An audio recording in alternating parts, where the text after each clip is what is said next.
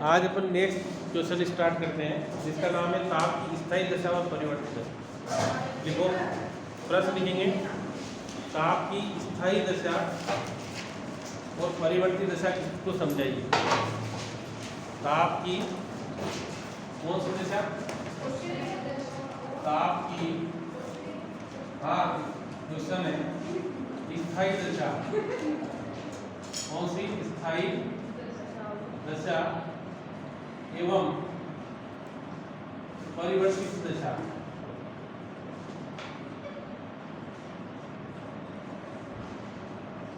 को समझाओ।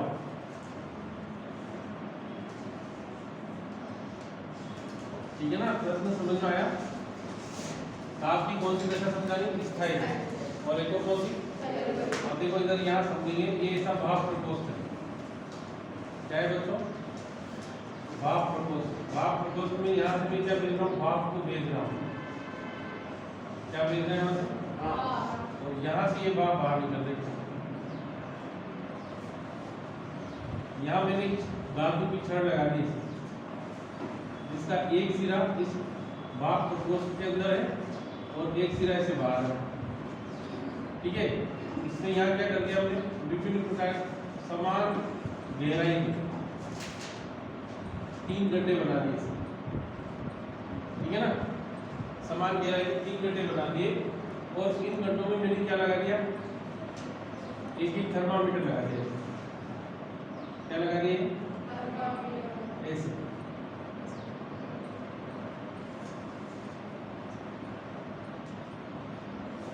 ये थर्मामीटर एक और यहाँ लगा दिया और एक थर्मामीटर और मैंने, जैसे 3 थर्मामीटर अपने ताप मापी जिसको बोलते हैं। ठीक है ना? और यहाँ से अपन क्या कर रहे हैं बच्चों? इसमें भाप भेज रहे हैं। कहाँ से? इस सिरे से। ये धातु का है, धातु है ना? और ये क्या था? भाप प्रकोष्ठ। इस सिरे से अपन ने क्या किया बच्चों? इसको अंदर डाल रख दिया, ये भाप जा रही है और ये सिरा खुला सिरा है। ठीक है ना? अब ये थर्मामीटर में क्या भरा रहता है मालूम है आपको? क्या भरा रहता है इसमें? पारा भरा रहता है। और पारा क्या है? धातु है। क्या धातु है? धातु है। अब धातु जो है उष्मा लेकर क्या होती है? मैंने आपको पढ़ाया था ऊष्मीय प्रसार। इसमें प्रसार होता है। क्या होता है उसमें? जब इसमें जैसे जैसे ताप बढ़ेगा, इनकी जो ये पारा है ये ऊपर की ओर जाएगा, है ना? अब बहुत समय तक इसकी प्रोसेस चलती रहेगी। जैसे हम यहाँ से भाप भेज रहे हैं, ये पारा ऊपर जा रहा, बहुत देर तक चलता रहेगा। पर एक कंडीशन ऐसी आ जाएगी कि ये ऊपर जाना बंद हो जाएगा। और ऊपर जाना बंद हो जाएगा तो ऐसी कंडीशन आ जाएगी, ये मतलब इस पर सबसे ज्यादा, इसके बाद इस पर, इसके बाद इस पर हो जाएगा। समझ में आ रहा है? तो सबसे पहले किसकी बात करें हम? ताप की परिवर्तित दशा। कौन सी दशा? परिवर्तित दशा। किसे कहते हैं ताप की परिवर्तित दशा? देखो, ताप की कौन सी दशा बात करें पर? ठीक है ना? तो कैसे करें? जब धातु के एक सिरे को, जब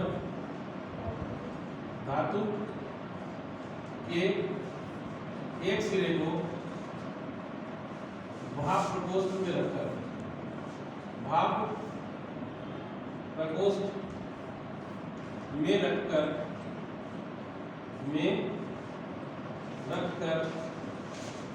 उष्मा दी जाती है। क्या जाती है? उष्मा दी जाती है। तो उसके प्रत्येक भाग का ताप, उसके प्रत्येक भाग का ताप क्या होता रहता है?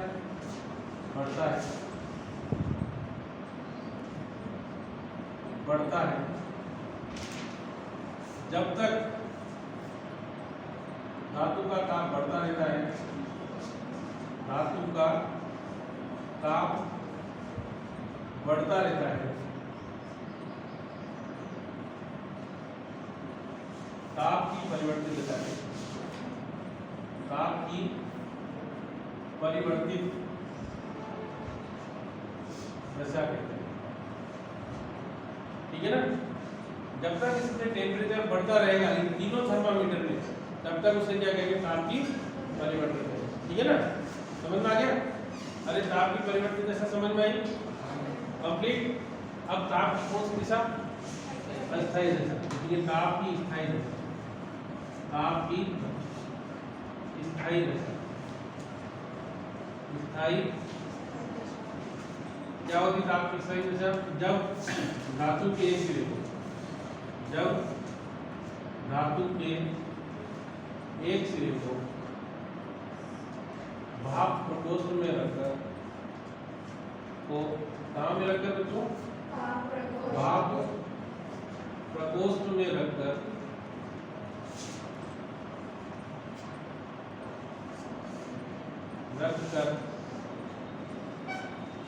उष्मा दी जाती है, उष्मा दी जाती है, तो उसके प्रत्येक भाग का ताप, उसके प्रत्येक भाग का ताप बढ़ने लगता है, बढ़ने लगता है। किंतु एक स्थिति ऐसी आती है, एक स्थिति ऐसी आती है जहां वस्तु का ताप बढ़ना बंद हो जाता है, का ताप बढ़ना बंद हो जाता है।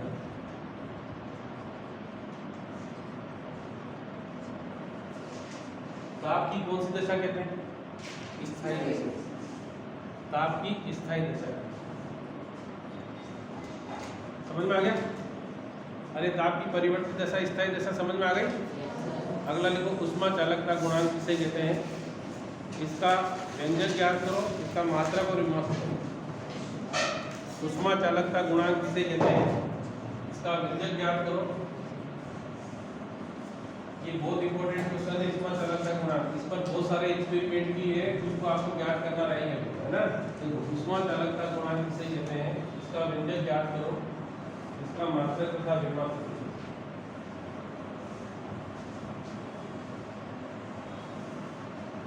ठीक है ना। तो बच्चों पर किसकी बात कर रहे हैं, उष्मा चालकता। अब अपने पास एक धातु है, ये धातु है, यहाँ ये धातु है, इसकी लंबाई कितनी है, ये लंबाई, ठीक है ना।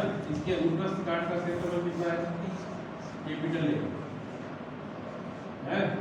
इसको हम यहाँ से क्या दे रहे हैं, उष्मा दे रहे हैं, इससे यहाँ उष्मा कितनी दे रहे हैं, इसको उष्मा देंगे जिसका तापमान कितना होगा, यहाँ T1 होगा और यहाँ कितना होगा, T2, ठीक है ना। समझ में आ रहा है।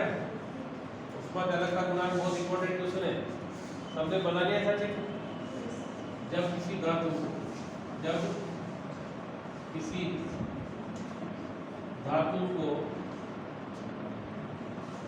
क्या की जाती है, तो उष्मा दी जाती है, उष्मा दी जाती है, तो उष्मा का मान, उष्मा Q का मान, का मान निम्न कारकों पर निर्भर करता है, निम्न कारकों पर निर्भर करता है, निर्भर करता है। अब से पहले नंबर एक करके लिखेंगे, उष्मा Q का मान, Q का मान वस्तु के क्षेत्रफल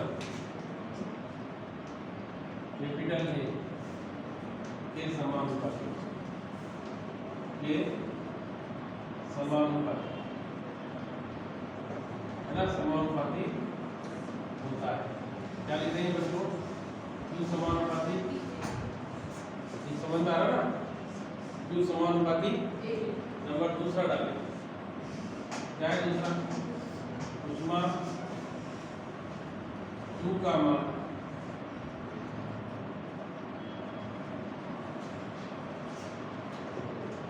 दोनों सिरों के तापांतर, क्या बोला मैं, अब तापांतर को अपन डेल्टा टी बराबर, या इसको अगर अपन कोष्ठक में लिखेंगे तो क्या लिखेंगे, T2 minus T1 minus delta T भी लिख सकते हैं और T1 माइनस T2 भी लिख सकते हैं के समानुपाती,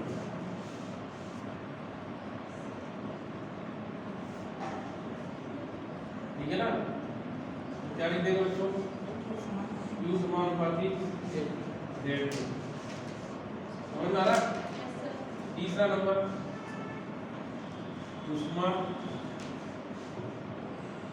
Q का मान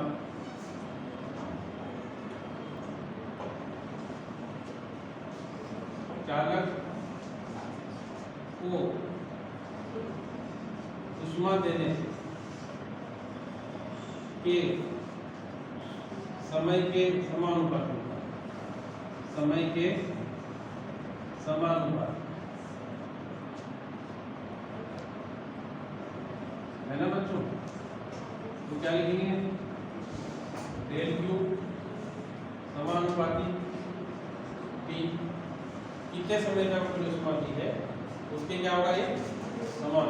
तीसरा चौथा नंबर, डेल्टा की समय अंतर नहीं बोला, मैं समय बोला, अंतर लिखेंगे तो डेल्टा क्यों लिखना, ठीक है ना। अगला पॉइंट, ऊष्मा Q का मान, ऊष्मा Q का मान चालक की लंबाई, चालक की लंबाई L स्मॉल l के व्युत्क्रमानुपाती होता है।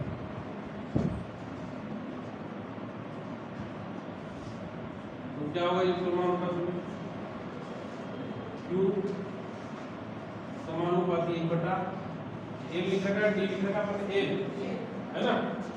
अब उपरोक्त सभी को मिला दें, सभी को मिला देंगे तो क्या आ जाएगा बच्चों, Q समानुपाती A del T with small t upon कितना L, ये आएगा।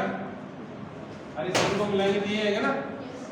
अब क्या करेंगे अपन, इसका ये समानुपाती चिन्ह हटाएंगे, तो Q बराबर K बराबर कितना लिखा, K फिर A फिर डेल T फिर स्मॉल t अपन कितना, जहाँ K एक नियतांक है, जहाँ K एक नियतांक है, इसे पदार्थ का ऊष्मा चालकता गुणांक कहते हैं, इसे पदार्थ का ऊष्मा चालकता गुणांक कहते हैं। पदार्थ का क्या कहते हैं, अब यहाँ से K बराबर ऊष्मा चालकता गुणांक कहते हैं। K बराबर कितना हो जाएगा, 2 × L बटे A फिर कितना जाएगा डेल T और आगे कितना स्मॉल t, है ना।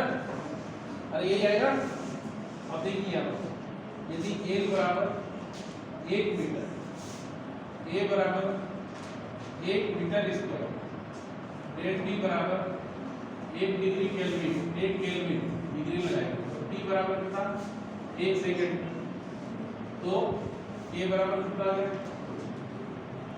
है ना, K बराबर, अब यहाँ से इसकी परिभाषा लिखेंगे,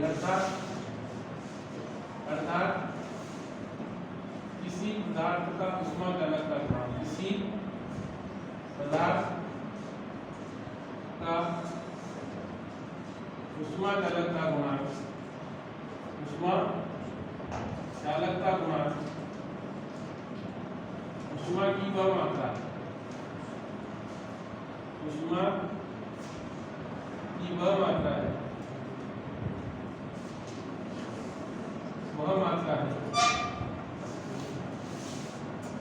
जिसे 1 मीटर लंबे 1 मीटर तथा 1 मीटर स्क्वायर क्षेत्रफल वाले चालक को देने पर उनकी सिरों के बीच 1 केल्विन का तापांतर उत्पन्न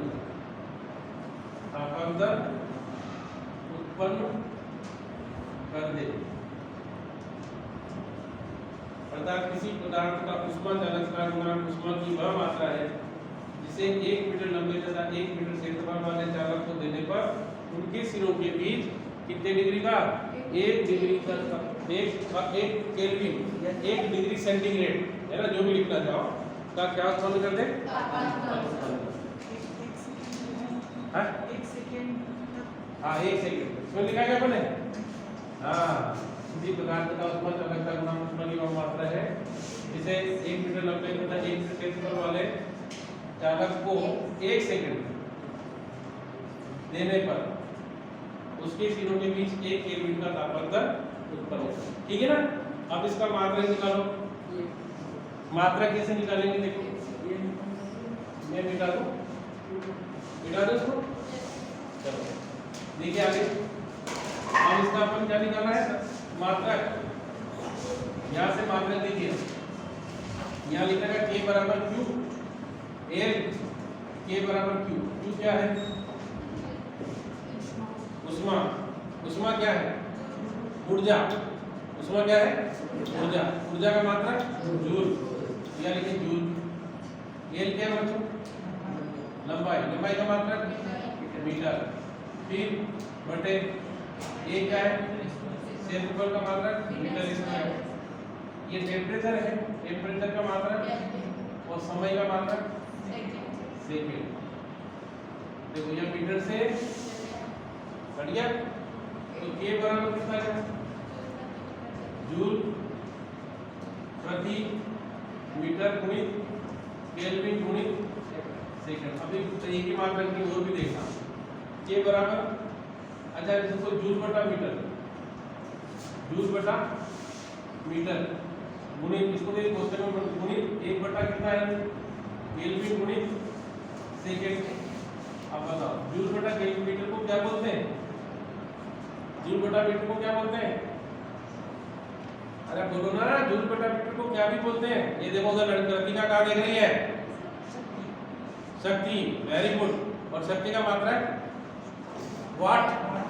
क्या है, वाट प्रति केल्विन गुणित सेकंड। समझ में आ रहा। एक मात्रक तो इसका ये है, एक मात्रक ये है। फिर विमा सूत्र निकाले। देखो विमा सूत्र क्या बोला आपने, विमा सूत्र K बराबर Q।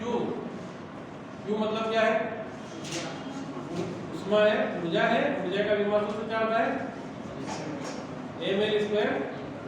Very good. m a की पावर 2 t की पावर -2। लंबाई का कितना है l, क्षेत्रफल का कितना है l स्क्वायर। आपका थीटा लिखेगा अपन शुरू से तो थीटा ही लिखेंगे, किताबों ने केल्विन, कोई दिक्कत नहीं, केल्विन भी लिख सकते हैं। फिर वापस समय का t है तो t लिख दें। तो बच्चों देखो l स्क्वायर से l स्क्वायर क्रॉस हो गया, m l t की पावर -3 और थीटा की पावर -। ठीक है ना। ये किसका विमा सूत्र आ गया, ये ऊष्मा चालकता गुणांक का विमा सूत्र है। ठीक, समझ में आ गया।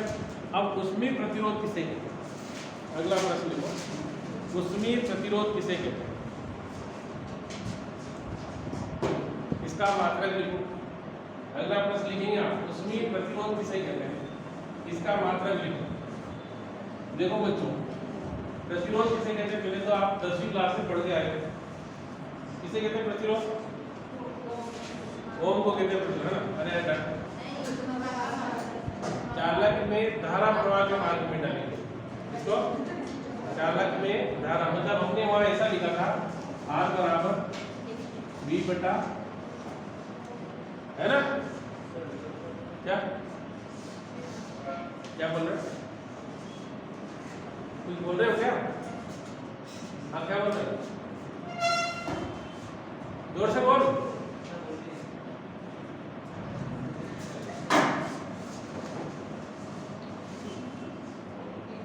कुछ तेरे मन में हो तो बोल सकता है, कोई दिक्कत नहीं है ना, बोल सकता है। कुछ बोलना है क्या? नहीं बोलना, कुछ तो बोलना पड़ेगा। प्रतिरोध किसे कहते हैं? तो मैंने आपने पढ़ा था किसी चालक में, किसको? किसी चालक में किसको? धारा प्रवाह के मार्ग में डाली गई रुकावट को चालक का, कहाँ से पढ़ा था आपने? ने 10th में पढ़ा था। इसका मात्रा क्या आया था? ओम। ऐसे ही हम किसकी बात कर रहे हैं? उष्मीय प्रतिरोध की बात। किसकी बात कर रहे हैं? है ना? जब अपन चालक में क्या करेंगे? हाँ, ये Q है, वास्तव में क्या था? ये I जो था Q/T है, Q आवेश प्रवाह की दर थी। तो यहाँ भी अपन R क्या लिखेंगे? R बराबर नीचे तो अपन लिखेंगे ऊष्मा प्रवाह की दर से Q बटा, और ऊपर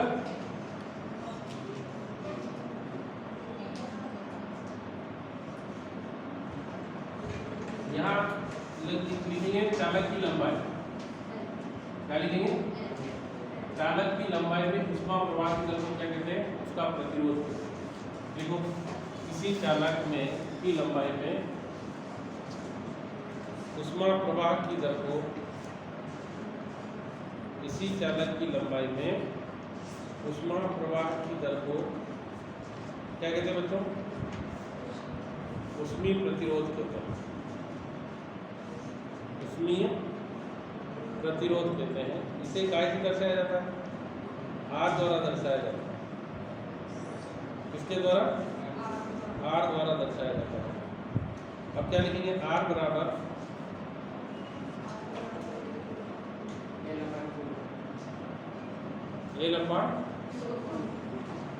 L/T है ना? L/Q/T ऐसा लिख दें, है ना? देखो R बराबर यहाँ L है, L/Q/T। R बराबर L बटा Q गुणित 1 बटा, है ना? और आगे हल करें तो R बराबर 1 बटा Q बटा L लिख दें गुणित 1 बटा कितना? तो R बराबर इसका मात्रक देखो कितना हो गया? वाट गुणित सेकेंड। कितना आ गया? वाट गुणित सेकेंड। अरे आया? Q/L को एक गलती हो गई। Q/T को अपन वाट बोलते ना?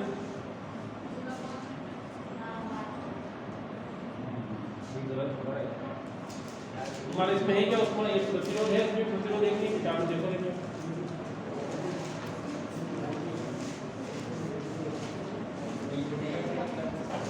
नहीं है, उसमें प्रतिरोध का नाम अलग नहीं।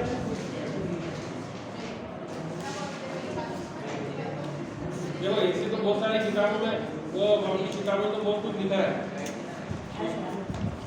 एक मिनट उसको मेरे को दे दो, मेरे को इसमें एनसीईआरटी बुक में देख लो, बहुत तो देख लेंगे नहीं तो करना।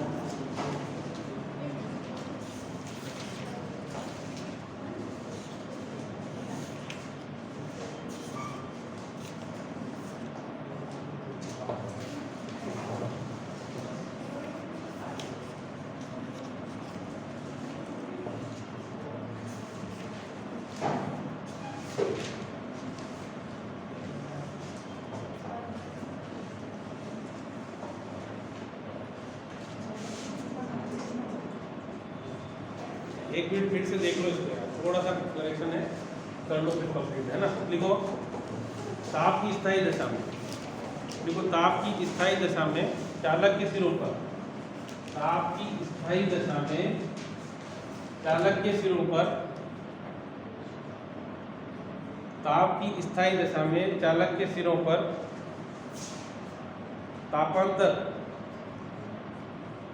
तापांतर तथा उसमें उष्मा प्रवाह की दर के अनुपात, उसमें उष्मा प्रवाह की दर के अनुपात को चालक का ऊष्मीय प्रतिरोध कहते हैं। ऊष्मीय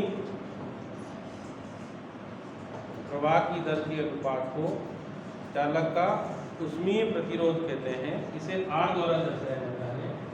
R बराबर यहाँ लिखेंगे तापांतर कितना है, T1 माइनस T2 बटे Q अपॉन T। तो R बराबर इसको अपन डेल T गुणित T बटा कितना लिख सकते हैं बच्चों, Q। अरे लिख सकते हैं ना। अब R बराबर इसको हल करेंगे तो डेल T गुणित T। अब Q का मान कितना निकाला था हमने, K A del T small t upon कितना था, N। अरे निकाला कि नहीं, तो अब डेल T से और ये T से, तो R बराबर कितना आ गया, L अपॉन KA, ठीक है ना। तो R बराबर इसका मात्रक कितना है, L का मीटर, और इसका मात्रक क्या निकाला था मैंने, वाट। उष्मा चालक का गुणांक का मात्रक क्या निकाला था, वाट गुणित वाट प्रति, क्या निकाला था, एक और देखो जल्दी से, केल्विन गुणित सेकेंड गुणित मीटर स्क्वायर। तो देखो बच्चों मीटर स्क्वायर से तो मीटर कट जाएगा, अब इसका मात्रक हो जाएगा केल्विन गुणित सेकेंड प्रति वाट मीटर, ये इसका मात्रक, ठीक है ना। अगला प्रश्न देखो, ये सामने से हट जाता हूँ, क्या टाइम हो रहा है।